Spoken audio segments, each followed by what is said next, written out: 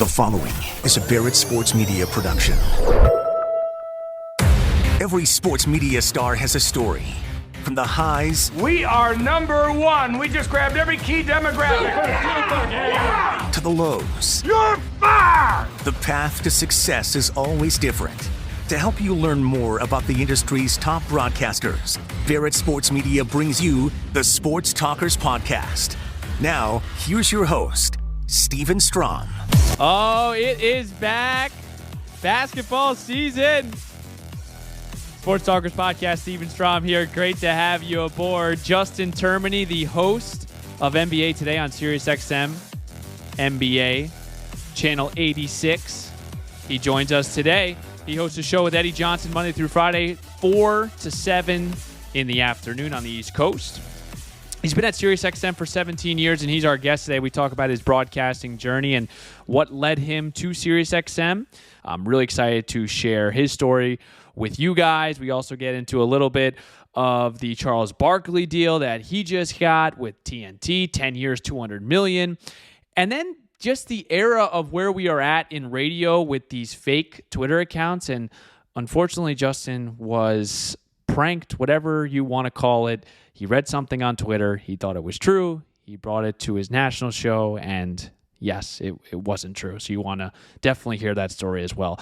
Make sure to rate, subscribe, and review the Sports Talkers Podcast, BarrettSportsMedia.com. That is always appreciated as we are ready to go here. Let's bring him on. Without further ado, Justin Termine. It is the best time of the year, and we're pumped to have you on. Let's start here with your broadcast journey. When did you first start to broadcast, and when did the idea of this as a career first set in for you? Well, I mean, like almost immediately. So back in like even the second grade, my father was a broadcaster, but he did like the music. So he's spinning like the top 40 stuff. And I just fell in love with sports. So I would like always go to school and I'd be mimicking his voice. And I would do like the reading in front of the class, and everybody would kind of get on my case because I would have the different inflection. So I knew like immediately that it was either going to be, broadcasting or it was going to be playing the actual sport. And then once I got into high school, I was still able to play at a decent level, but I said, you know what, thinking of the future, I'm going to stop playing, which was a hard decision. Where'd you play at? So I went to Xavier High School in Connecticut. Nice. Jeff Bagwell made it out of there baseball. Wow. Yeah. But I don't think we had anybody from the basketball angle of it. And when I got there, I made the decision starting junior year to make the switch over to broadcasting. I did a couple of internships on the radio side and then on the television side for like local cable access. I just started broadcasting the games, so hauling the equipment out to the games, calling the games, got my first taste of it, and, absolutely loved it. So did you want to do play-by-play, or did you want to host a radio show? I always wanted to host a radio show. So I love the play-by-play thing as well, and I Sure. wouldn't mind if I fell into that. And when I went to college at Emerson College in Boston, which ironically enough now has a bunch of guys in the NBA from the front office angle, I called their games from freshman through senior year. I just brought like a little tape recorder. Yep.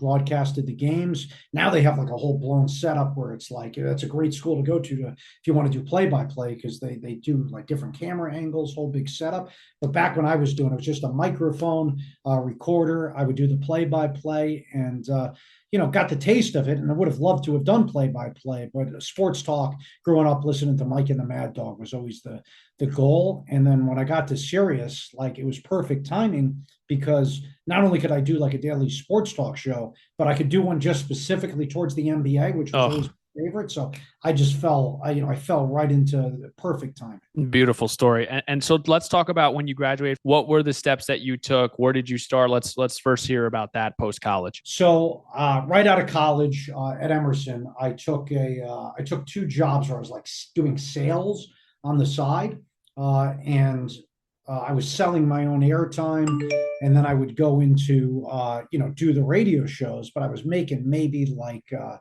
not even $500 a month, living just outside of Boston. So I couldn't sustain that. So one day I just said to myself, like, what the hell are you doing? I got up and I left. I was probably unemployed for like 2 months.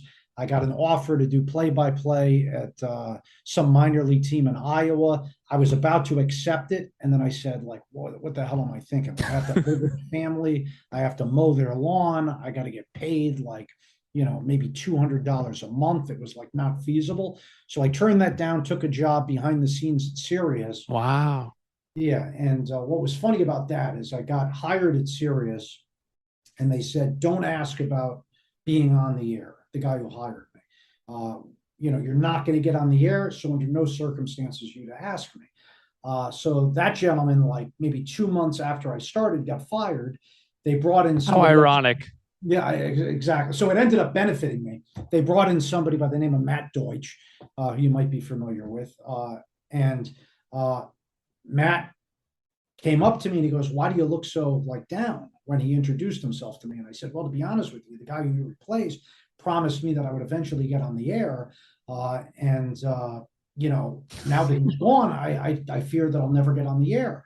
So Matt goes, "Oh, well, don't worry about it. I'll follow through on his promise. We'll make sure we get you on the air." Oh my God. A couple of months later, somebody got sick. I got on the air with the help of some other people behind the scenes. They gave me a shot. Matt Deutsch, Steve Cohen, Nick Pavlatos, and I was doing NFL updates. So that's how I got my foot in the door doing NFL updates and just taking advantage of every time somebody got sick. I made sure I was available, whether it was early morning on a weekend, late night on the weekend, giving up the weddings, giving up the parties, and just took advantage of that. Yep. So we're going to tie in. We love hearing about the journey. We're going to tie in some broadcast advice questions as well. And this is a big one. And you're a walking example of this. Is I always hear about guys that want to be on air, but then they get a position for a producer or a board op. Do you take that foot in the door and try to work your way up, or do you stick to your guns? And maybe, is there a right answer for that question? So in regards to like going to Iowa, I think the biggest thing that I've learned, and it's unfortunate, it's not how talented you are. It's like, you have to be talented, but I think it's also who you know. And if I had left for Iowa, I never would have made like big time connections within the industry. And Sure. where are the biggest people? They're in New York City, right? So I feel that I kind of lucked out by making sure that I stayed close by to where I wanted to be and getting to know these people and taking advantage of the opportunities that they gave me. So I can't, I also know people that have gone and taken jobs like that and have extended into high in their profession, but I've also known other guys that have taken the job and say Iowa, and then kind of got lost in the mix and have never been able to climb out. But what I would say is go where you want to be, get in front of the people that you want to be in front of, and then make sure that you take advantage of every opportunity. Like people would call out sick, like I said, I never said no. I still to this day have not missed a day because of being sick, because I know that there are people behind me that want my job. And that would be my main advice is be prepared at all times. Like I said yes to shifts hosting fantasy sports. I hate fantasy sports. I told them, hey, listen, I know everything there is to know about it, and hosted a fantasy show for a while. Unbelievable. I love it, Justin. Outside of reps and experience, let's talk about what young broadcasters can work on from an on-air perspective. And maybe what are some of the things that you might see on younger broadcasters that you feel like they need to polish up on? So two things, I guess. One is do who you are. Don't take too much advice, because then you overthink it, right? So I would have people throughout the course of my career, back in high school, back in college, hey, if you want to break into broadcast, you got to change your voice. And I never did that. So, just stick to your guns and, all the greats, and I'm not even putting myself on the level of the greats, but the people that are at the top of the industry do it how they want to do it. Yep. Like, Chris Russo is very unique. Adam Shine is very unique. And other aspects like Howard Stern is very unique, where they have somebody in an executive seat, maybe you're a teacher, professor, telling them to change. So just do what you're confident in. If you fail, at least you failed doing it your way.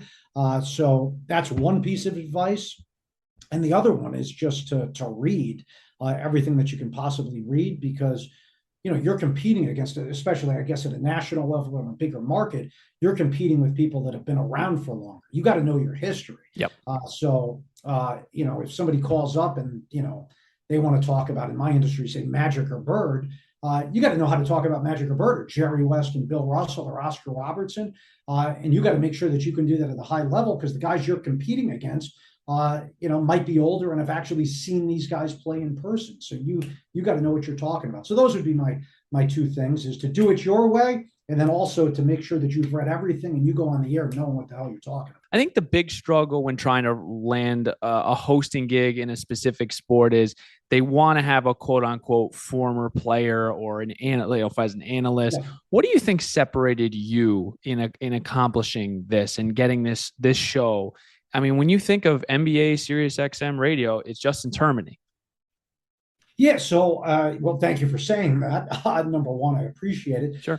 And two, I think it's just proving that you know what you're talking about, and doing it passionately. And also the squeaky wheel gets the grease. I guess I had been at Sirius for years, and I hadn't extended. I was doing updates. I was filling as a host, but I always kept like bugging them. Hey, when the NBA is ready to jump on board, because the NBA station didn't always exist, I'm ready to like be your face of it. Yeah.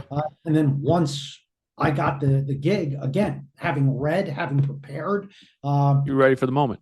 I was ready for the moment. Like for years, I hosted in college football. I grew up in the Northeast, listening to Mike and the Mad Dog. Right? That wasn't their for like college sports in the Northeast. Listening to WFAN in New York, college football is not your thing. But I knew college football inside and out because I knew if I wanted the job, I was going to have to know it. That's big nationally when you're hosting an all sports show.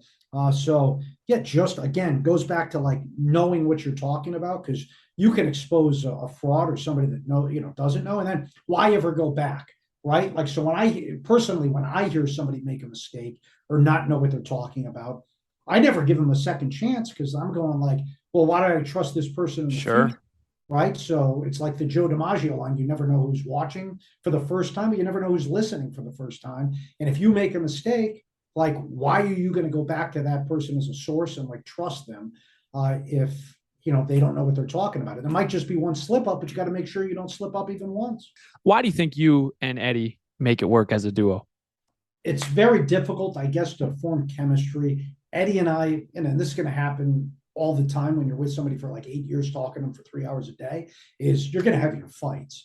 And I think our willingness to disagree and to state that we disagree kind of separates us from a lot of different people in the industry. And I'm not saying other people don't do it and we're special, but I do feel like we just don't agree with something to avoid a fight.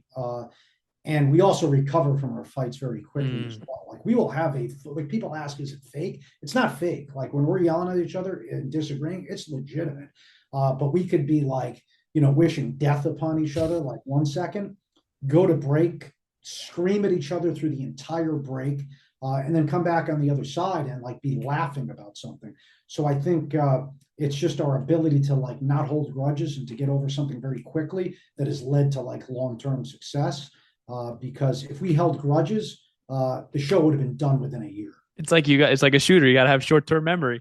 Exactly. And Eddie was a shooter when he played. So so that definitely helps. So there's a lot of things about Eddie that drive me nuts, but I do give him credit for like getting over things very quickly and not taking things personal. 100%. I want to, this is a question. I haven't asked this question to any other host, because I didn't even think of it, but just in this day and age where Twitter is just a juggernaut, and you're going to get sometimes these accounts that may report news that didn't happen, or a quote we've seen it on other outlets. I'm not going to name the networks, but there are certain Twitter accounts out there that have stirred the pot and have honestly made it on air. Does that scare you at times? How do you kind of go about that? I got caught once. I'm not afraid to admit it. Like, I got caught by that Ballsack Sports. So I blocked them on Twitter. And I forget what it was. It wasn't like a major news story. I think it was a quote, maybe from Marcus Morris, about maybe something in regards to Jokic.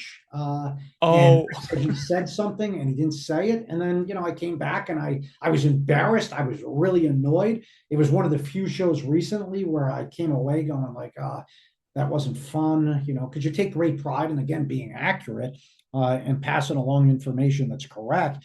So I guess that helped in that it forced me to like just vet things a little bit closer. But yeah, no, that's scary. And it helps also, I think, that we're on radio, so it's more of a relaxed style, where like you're on television and you're a news anchor and you're like reading off a script and you're like stumbling. I think that's like probably a bigger deal, maybe more embarrassing.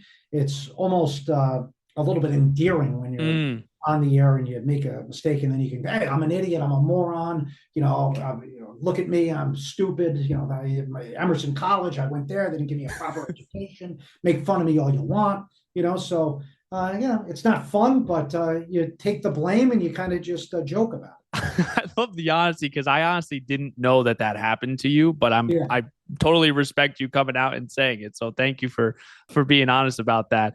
Charles Barkley just apparently, to Andrew Marchand, according to him, just agreed to a $200 million deal with TNT over 10 years to stay with TNT. Yeah. What's your reaction to that? Well, I mean, and I tweeted about this actually earlier today as well. He's the guy that just says whatever he wants. And I think too many people in the media industry are fearful. And I like to think that I speak my mind as well. And listen, I got a connection to the NBA. Like the NBA could say, we don't want Justin hosting shows on Sirius under our umbrella anymore. And I still feel like I'm one of the tougher people on the league, on players, and speak my mind. And I'm appreciative of Adam Silver and the entire NBA community, allowing me to do that. And Eddie does the same thing. I feel like we're two of the harsher critics of players and the league. And again, I think that is a credit to the league for allowing us to do it. Sure. But that's what people want to hear. They don't want to hear vanilla analysis or you saying I feel one thing, but I'm going to say the other because I'm fearful of the blowback. Barkley says whatever he wants. And there's very few people in the industry that do that. And I think very few that can. Is because he does say what he wants. Like he said something about San Francisco, back, I think during the playoffs and, about rain washing away all the dirt and stuff. Took a lot of blowback. He's done the same thing about women in San Antonio. There's a lot of people that find that disgusting. There's a lot of people that agree. Whether you agree or you disagree, I think it's refreshing that somebody's stating an opinion without being fearful of the repercussions. I'm not going to let you out of here without the one question, the burning question. What's your expectations of my Miami Heat? Well, first of all, I'm not sure if you're too familiar with some of my work. I would say the cities where I am not welcome are Miami, Oklahoma City with my criticism of Sam Presti. I listened to you on Simmons. Yes. Oh, okay. So you got my Bill Simmons appearance there on the Miami Heat.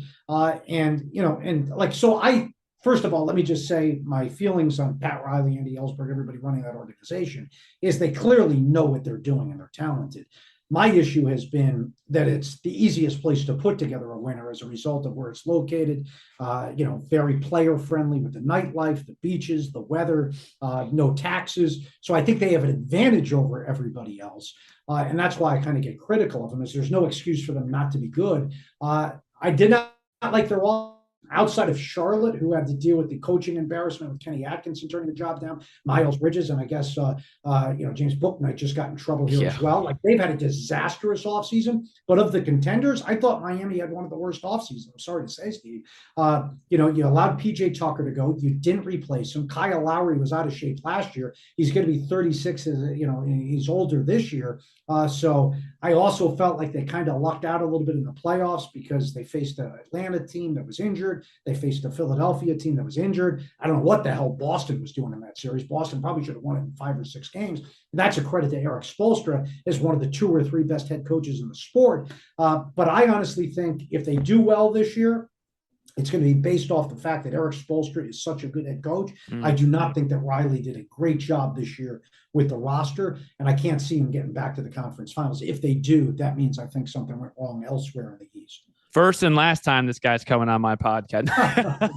Justin, can't thank you enough for jumping on right after your show. This is great. And it's great to meet you. And if you're ever down in Miami, I don't know if you're allowed, but if you are, let me know. I'd love to meet up. If you be my bodyguard, then I'll certainly come down and, I'll partake in some Miami nightlife there, Steve. I appreciate you having me on.